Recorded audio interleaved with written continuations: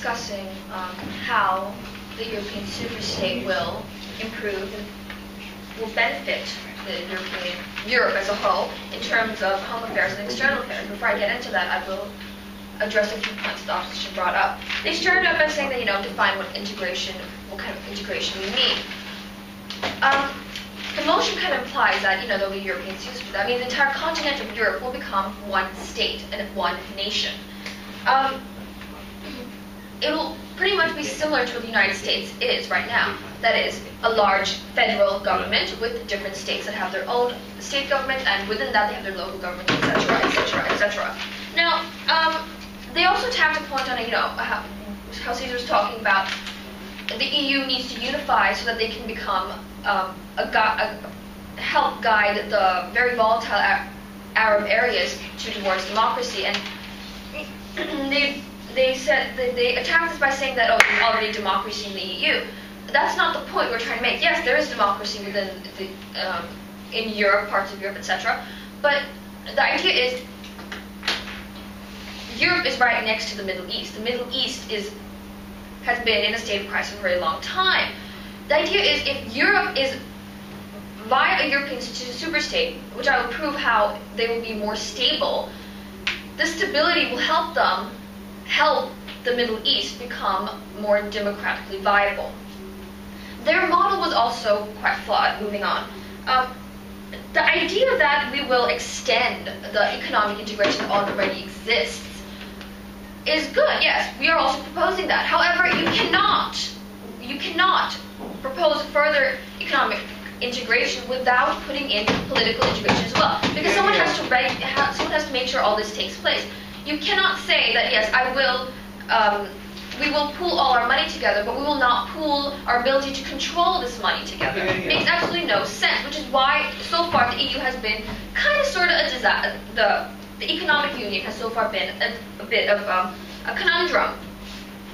Now, with that being said, we agree that we need regulatory enforcement, which is what our model will provide. If there is a federal government that covers this, that the federal government that's there to provide the policy, the regulation is already set in place because there's a federal government, quite obviously. Any questions before I move on to my substantives? All right. Now, another point. Okay, never mind. Once you have a unified state, we have to notice that it's about a European state. The entire continent of Europe will become a European superstate. Nowadays, we have, I'm sure you've heard about the issues of immigration from Eastern Europe to Western Europe and how people like the Roma from Romania are being discriminated against. They have serious issues. It's similar to Hispanic people in America. Now, not Hispanic people, people from Mexico moving into America, sorry. Now, if we have integration, not only will it be one country, but people can move around, will be free to go where jobs are available without having to deal with discrimination. Once we have a European superstate, we can fully apply the Charter of Fundamental Rights and protect minorities that are currently being discriminated against. Because there will, of course, like I said, there'll be a federal government that will apply these laws. Before I move on to... Yeah, don't you think in Middle East, UN is already taking care of it without the need of EU? No, the fact that the Roma are being discriminated against and so many Eastern Europeans are being discriminated against when they try to find jobs within the current, like France, Germany, etc., proves that it's not being applied at all. Now, moving on, I talk about discrimination and employment and right. Within the home affairs thing, you'll notice that Germany and France are very developed nations.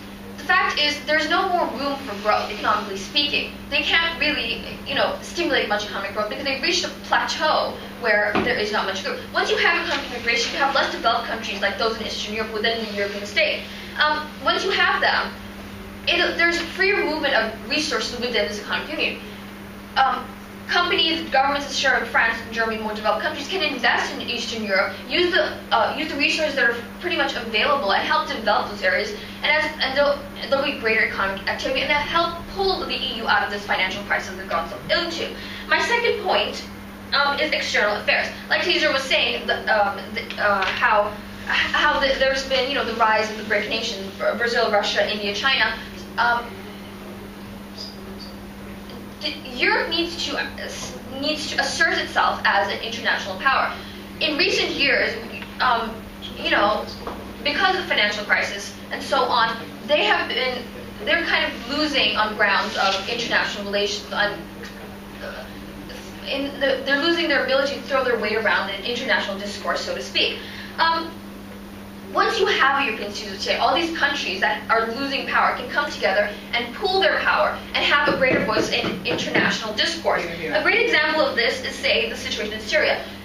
The EU as a whole does not have a fixed stance on Syria, and neither do France and Germany, because if you don't have the power to back up what you're saying, you are more tentative to take a clear stance. Once you have a European institute, say, powers pulled together, they can take a stance on, say, throwing over Bashar al-Assad, thereby improving democracy within the Middle East.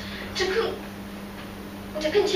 continue my point, not only will they be more powerful as in terms of economic resources, but this is because they can pool their military resources. They can pool all their resources and maintain their borders. They can help not only internal crisis management, they can help with external crisis management. And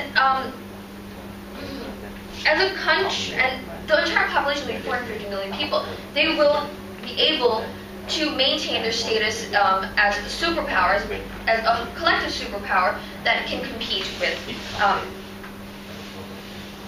BRIC nations, China, the US, and so on and so forth. In conclusion, what I've told you, I've proven to you why the opposition's model is basically half of our model without the logic involved. I've also pointed out why an EU superstate is the way to go to solve not only the financial crisis, but cultural crises and so on and so forth.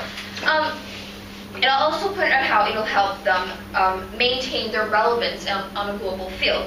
With that being said, thank you.